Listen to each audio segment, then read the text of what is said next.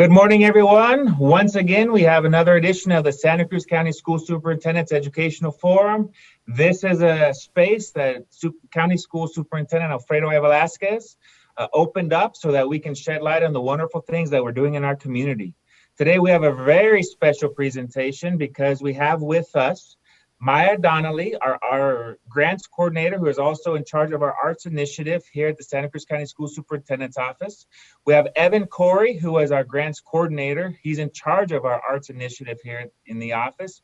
We have Gia Regoli, who is going to tell us about a super special event that we have here in the county happening, a movie.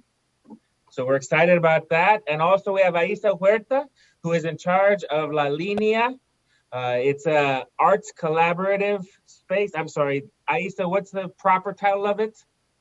It's La Línea Art Studio on Morley, and it's a collaborative art and event space. Collaborative arts and event space. Perfect. Thank you so much. So we got a wonderful program today.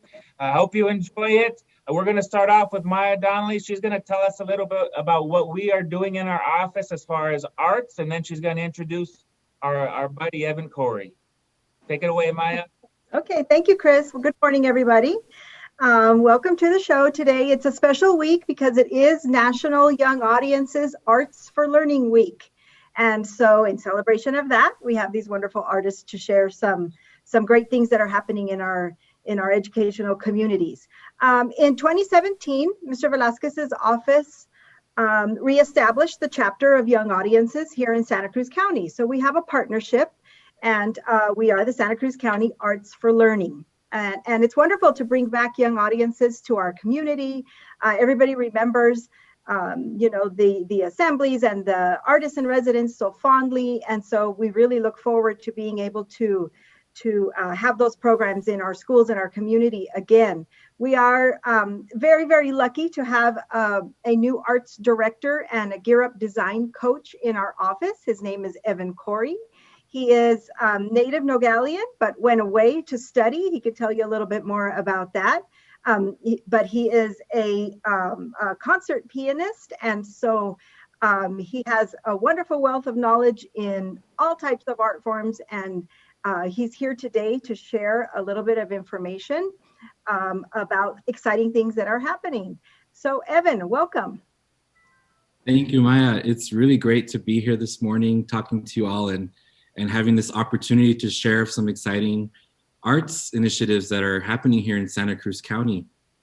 It is Arts Week, the Young Audiences Arts for Learning Arts Week. So what better way than to celebrate some good things happening? And I just want to say too that throughout the pandemic, everyone has been affected, but especially the arts and performing arts, I think, because the arts are all about bringing people together and building community.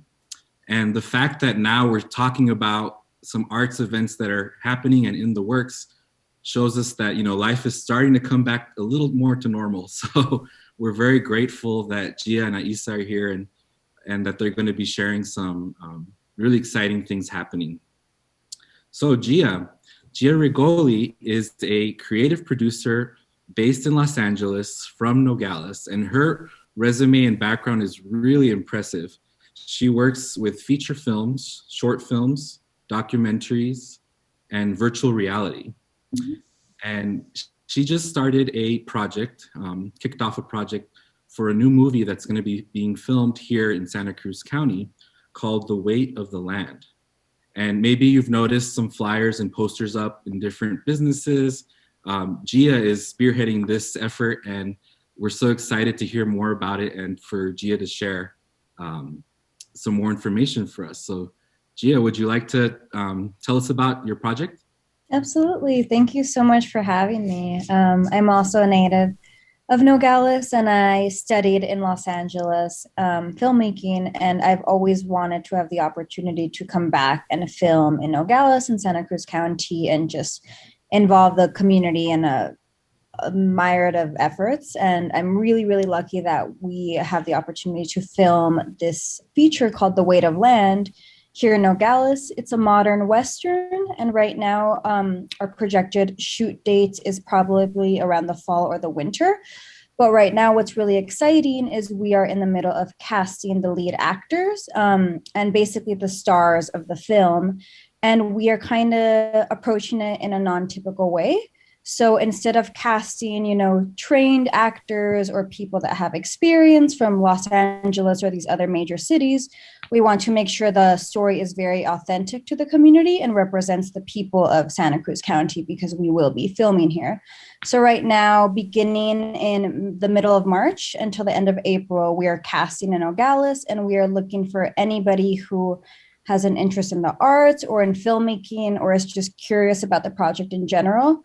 Absolutely no experience necessary. If you do have experience, that's great. But really, anybody who's interested, we just want to meet you and go through a very unique audition process. There's no typical, memorizing of lines or anything. It's more of a conversation with us, the director, and the rest of the filmmakers. So we have been, as Evan said, posting flyers all around Nogales and talking to many, many people. And we'll be here till the end of April. So that's where we are at right now, and we're really excited. It's been a really fruitful journey so far. We've been able to talk to so many people, and just having people be so excited is really special. So we're really thankful to be working here. That's wonderful. Where are you going to be filming in Santa Cruz County? It'll be a variety of areas right now, because I'm the only native of Nogales in the filmmaking team, and the team is very international. We have a lot of people from Colombia and also the directors from Brazil. So it's been really fun, to come back to my hometown and to show them everything Nogales has to offer. And they've been absolutely charmed, and they love it. And they're getting so many ideas from the real Nogales that they can put into the film. So we're going to be filming in a lot of ranches in the Patagonia area, maybe even Sonoita as well.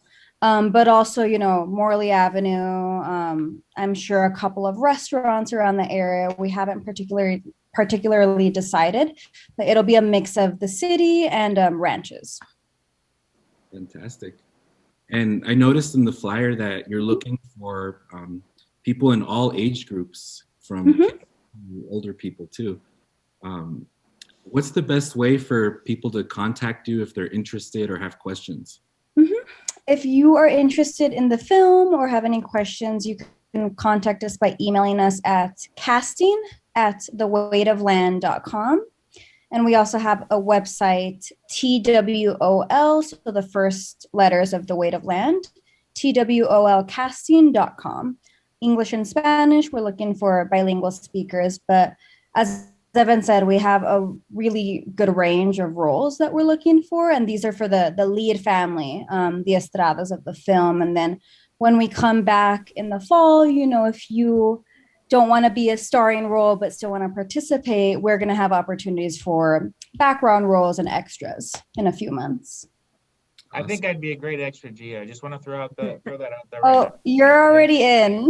There it is. All right. You guys want to hear first.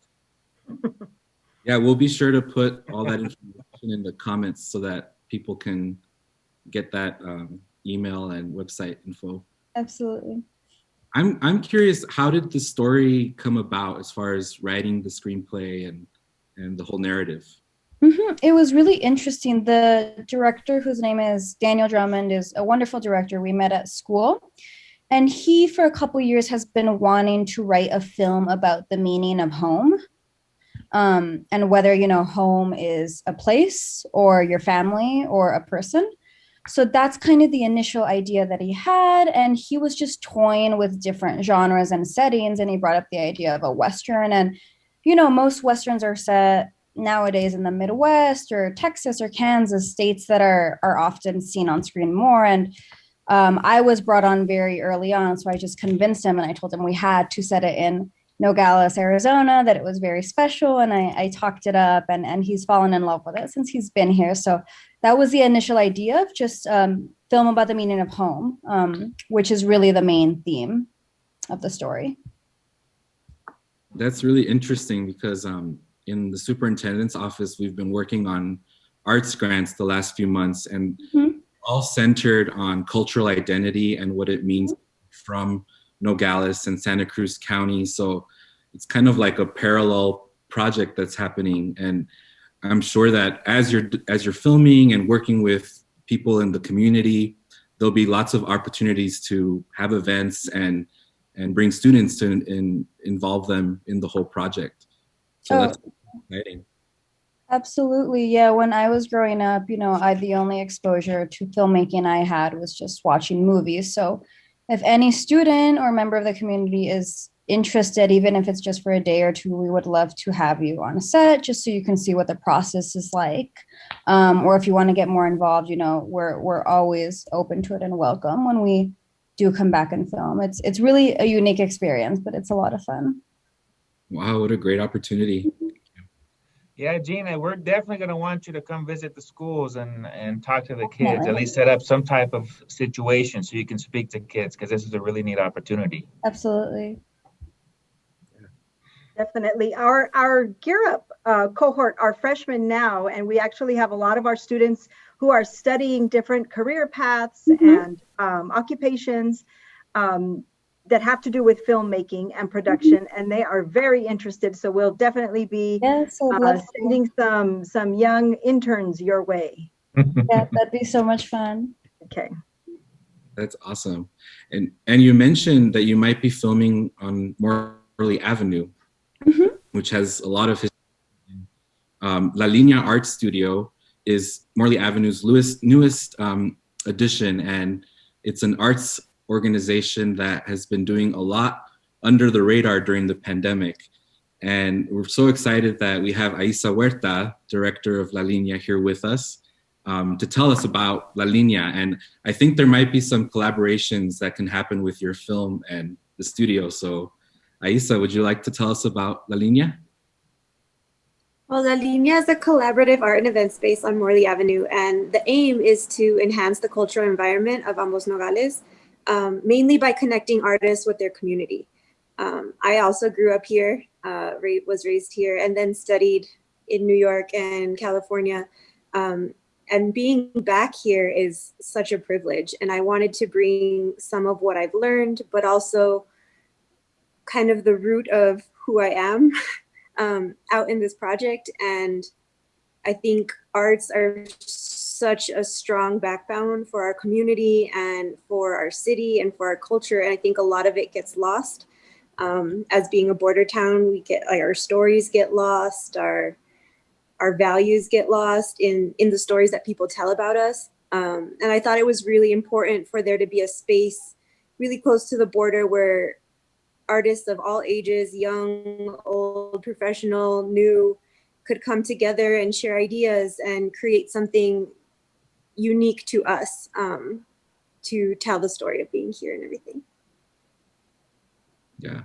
And for those who have not been to La Línea yet, it opened in 2019, November of 2019, so about a year and a half ago. And it's in the former La Frontera grocery store building, which is, it looks small from the outside, but once you enter, it's 4,000 square feet, right, Lisa?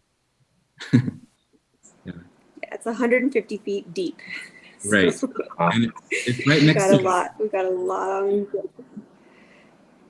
Yeah, and something exciting is that after being closed to the public for the last year, you're planning to reopen.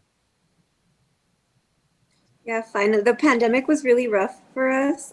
We didn't really know how to proceed in such uncertain times and conditions, but we were able to sustain ourselves through the process. And now looking forward to probably April 15th as the reopening.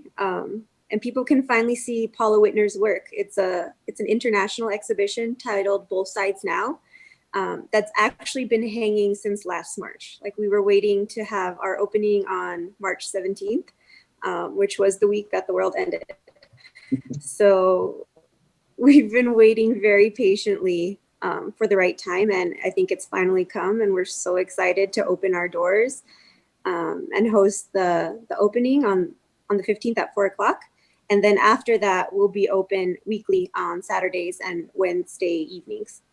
So anybody can come at any time and come work on paintings, come ask questions. And as things start to open up slowly, we'll start restarting our art therapy program and our workshops and classes for children and adults, and our festivals and more exhibitions. So we have a lot that's just been waiting for a while, but I'm excited. Yeah, and Paula's paintings are incredible. If you haven't seen them, most of them are enormous and full of color and very vibrant and imaginative.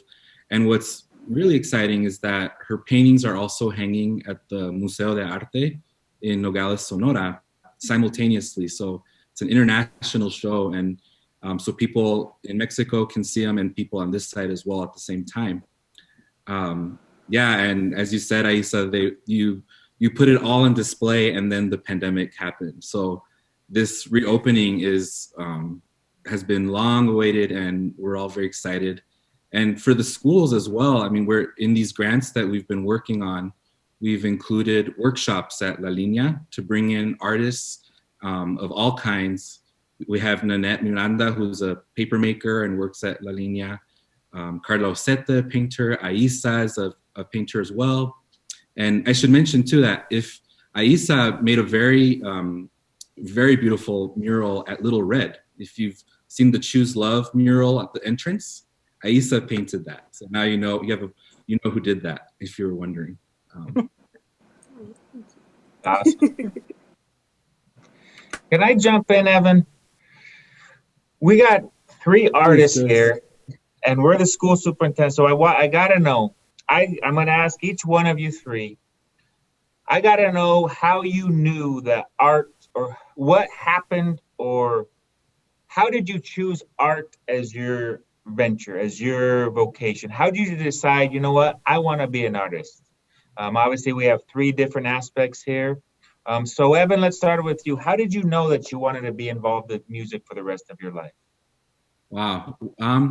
Well, I started piano when I was 5 years old. And in the elementary schools, my teacher was Lorena Lugo at Mary Welty.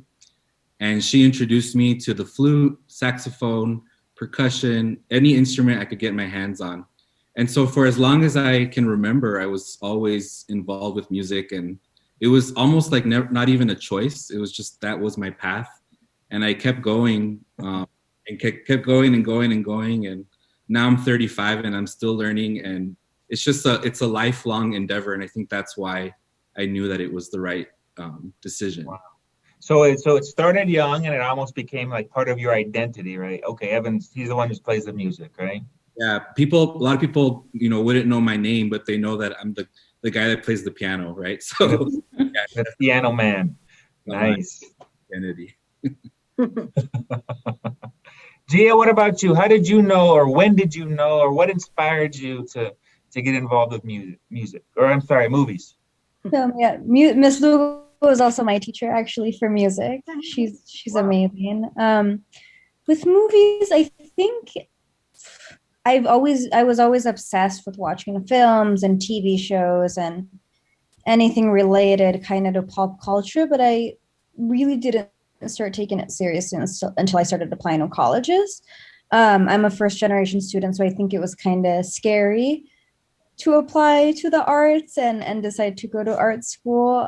But once I started looking into career paths and just learning more that it could be viable, is when I knew that I really wanted to pursue it long term. Okay, so interesting. So Evan, you started when you were little.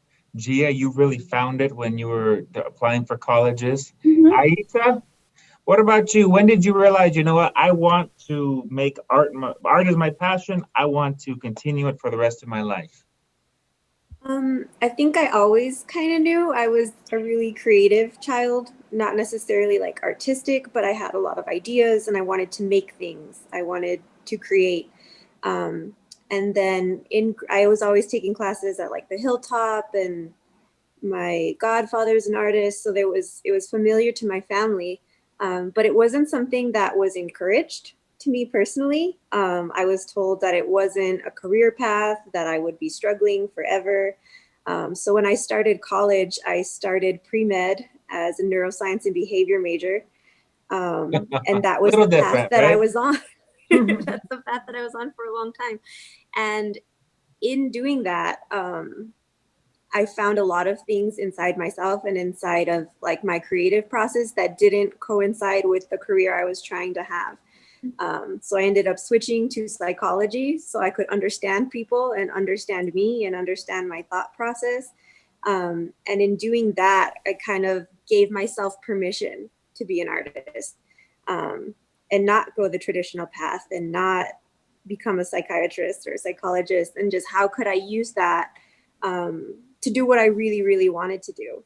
And the opportunity to come back here and kind of share that process with people and encourage young artists and, you know, let people know that it is viable and you can change your life and you can change the world. And there's so much potential in it. Yeah, it's been a long journey, but I'm glad to be here. And as Evan said, it's a lifelong endeavor. Right. Well, that's amazing, because we have 3 different genres. We have 3 different times when you guys realize, you know, this is what I really want. I mean, it sounds like the interest was always there, but the decision was made at different points in each one of your lives. That's really interesting. So my next question is, what would you say to the school-age kids that they like Gia said, you realize that you're gravitating towards this, but you aren't quite sure if that's what you want to do? Maybe Aissa, maybe in your case, where maybe it's not as popular in the family situation, or maybe in Gia's case where it's like, you know, I like this, but are there careers in it? What would you guys say to, and I'll start with you, Evan, again. What would you say to young kids growing up in Nogales and Rio Rico and Patagonia and Elgin? What would you say to them if they in their back of their minds, or they have that little feeling in their gut that they might want to go get interested in the arts? I would say for any artists in any art form, their crafts and what they do are developed through the help of mentors, and no one does it by themselves, really.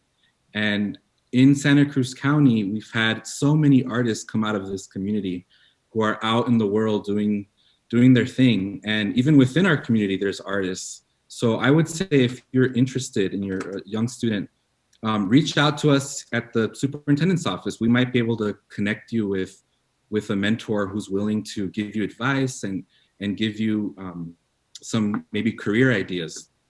I think that one thing too is that the arts, the beauty of it is that you make it your own, as far as you can find a path that is not typical and no one else has that path, but it works. It's a career where it's a passion, and you just follow that love for the art that you are interested in. But there's so many people out there that want to help and give advice to young people. I know that Gia, as a filmmaker, would have some real pearls of wisdom to share with a young student who maybe is really into video technology and doesn't know what direction to go in. Aissa, with her visual art too, you know, she can find ways for instance, Aissa's interested in psychology. She found art therapy as a path. And so there's just a million ways to find a career in the arts. And don't be discouraged if you don't have support in your immediate circle, because there's lots of people that want to help. Well, that's great. And Gia, would you like to add on to that? So when you decided to go to, would you call it film school, the university you went to, what was that experience like, and what would you suggest to a child or a student that was maybe thinking that path? What are some things that you ran into that you would suggest that maybe you could help them avoid? Yeah, I mean, I really want to echo what Evan said. He put it really well, but I'm also a huge believer in mentorship. I think film school was really amazing. I felt I was really prepared for school because of high school and the education I had here, which was great. But yeah, it's, you know, the arts is such a huge field. There's no one path. There's no right path. There's a million different avenues or paths you can take. You know, with filmmaking, it's typical that a lot of people don't even make their first movies until their mid-30s. So there's just a million different paths you can take, and just talking to people, everybody wants to help. In the arts, just reaching out to people, and just I'm a very big believer in the power of mentorship, because it can be scary, it's like you don't know if you're doing the right thing. There's a million different avenues. So just reach out to people. The worst anyone can ever say is no, or lead you to someone else, and just don't be afraid to pursue your own path. There's no right way to do things. All right, that's wonderful. And Aissa, quick question: can kids come and visit your workshop? I mean, can they come in and just walk in and look at everything and talk to you guys? Yes, we also have art supplies we do offer workshops and classes, but it is the type of environment that you could come in, pick up a paintbrush, some paint, work on something, ask some questions. Even if those things are not available to you in your house or in your situation, like there's something there for everybody. And we'll have a piano soon. I think there's just encouragement and support, which is one of the vital foundation aspects of art that gets missed a lot. And that was part of the reason for creating La Línea, was so that there was that space, so that anybody who had an interest in art and didn't know what to do with it, or didn't know how to proceed, or how to network, or how to, that they could go and get those questions answered, and have an automatic community of support. Oh, wow. So you guys offer workshops and things like that? Well, we did pre-pandemic. We don't currently, but as things start to open, we will get back to that, where we do have workshops in paper making and painting and piñata making, whatever sculpture, whatever your interest is, there will be something there for you. Oh, wow. And is there a charge to it, or how does that work? And is it all ages? It's all ages. So the workshops are individually sectioned by age group and proficiency or whatever. And those do have charges, but there is no charge to just come in and be there and use the supplies that are available and interact with people. That's totally free of charge. Pre-pandemic, we were hosting Open Studio Night, which was the last Wednesday of every month.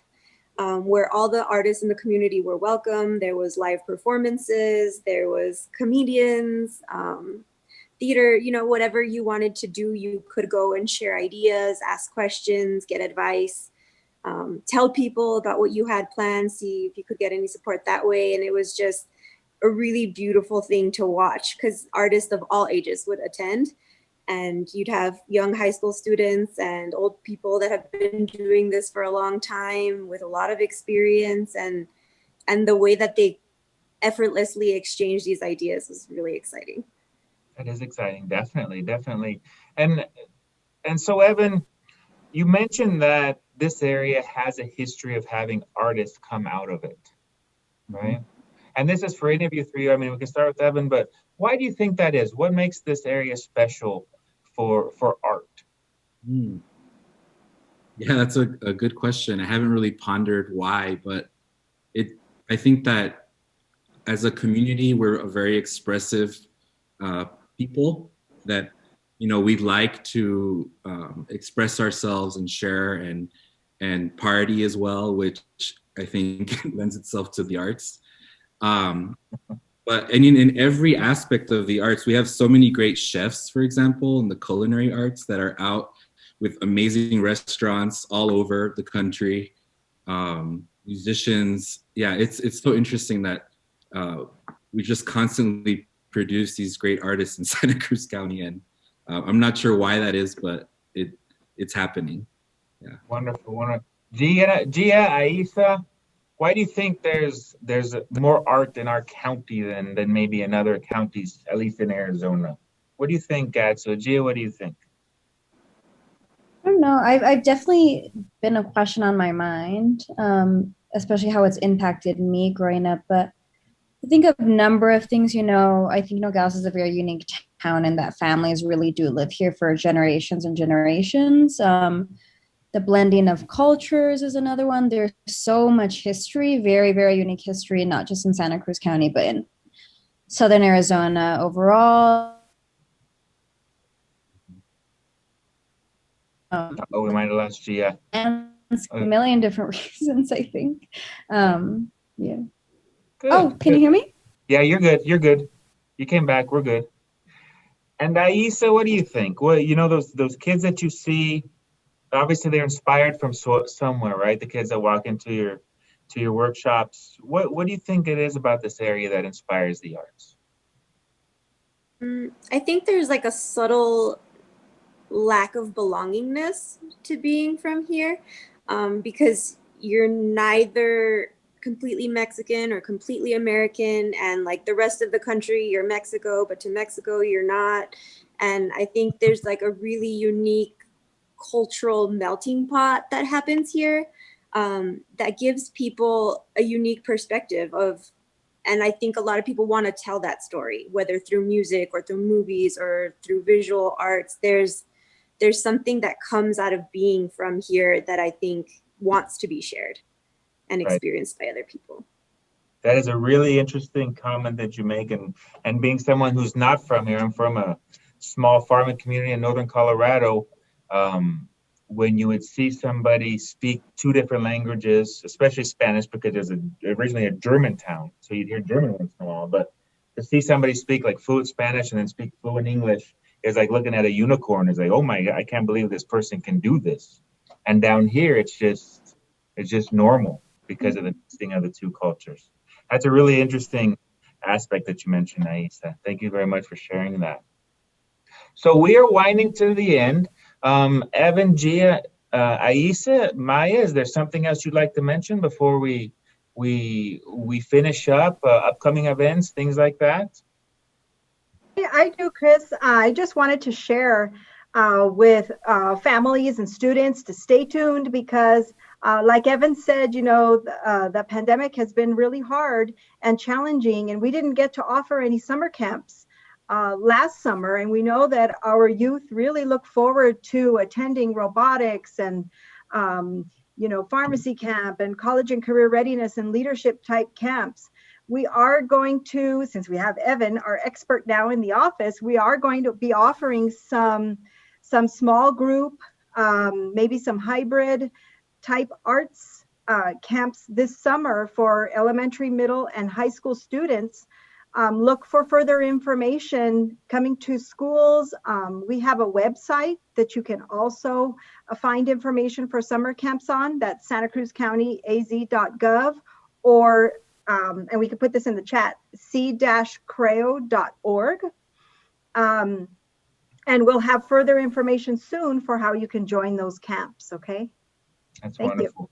Thank you, Maya. Yeah. The kids love the camps and so do the parents, right? Right. Definitely. Wonderful. Anything else? Evan, Gia, Aissa? If anybody has any questions or interest in workshops or ideas, anything, you can find us on Instagram and Facebook. Our handle is Somos La Línea. Our email is somoslalínea@gmail.com, and our website is somoslalínea.art. Perfect. Somos La Línea. Perfect. Wonderful. Gia, anything else you'd like to say before we leave? Maybe about the movie? Yeah, no, thank you so much for having me. We've had a wonderful time this past month, so we're very excited to be here. And the name of the film is The Weight of Land. The website is twolcasting.com. You can find us also on Instagram and Facebook by searching The Weight of Land. The Weight of Land. Wonderful. Thank you so much. Thank you so much, Maya. Thank you, Evan. Thank you, Gia. Thank you, Aissa. And always thank you, We Love Nogales, for helping us shed the light on the wonderful things that we have in our community. Edgardo Munoz, School Superintendent Velasquez. Thank you, everyone, for being with us. And until next time, have a wonderful day, wonderful week, and we'll see you later. Bye-bye. Thank you.